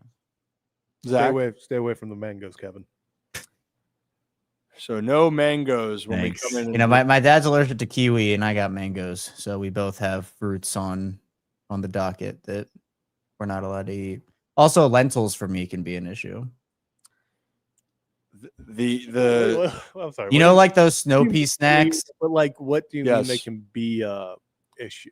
Is it talking about like Like the crisp snow peas and like chickpeas. yeah. Yeah, hummus. Mm-hmm. Still remember that time where Kevin almost died. Where That's my with favorite the story of all airport, the time. airport, The airport where story? Oh yeah, that's a you classic. have the ability Yeah. Just to help walk. yourself, and you get in the car. I didn't want to ruin anybody's day except my own. I'm telling you right now, Kevin, if something would have happened, you would have ruined a lot more days with everyone surrounding you than if you would have just. Yeah, I didn't want to be a burden, but if I didn't want to be a later, burden. If I die later, it'll be better. Yeah. I mean, people could have gone about their day a little easier until. Unbelievable. Mhm. Well, we have book movie club that we need to get going here. So, Kevin, next time you need to at least watch the first, because Brad's saying for Zach and Kevin to watch Role Models. I need to watch Wanderlust. But Kevin, if you can't watch a full movie, 30 minutes of Anchorman, if you've claimed you've seen half of 30 it. minutes. All right. Okay. That's a lie. He has never seen the movie, Zach. So on that note, cue the music.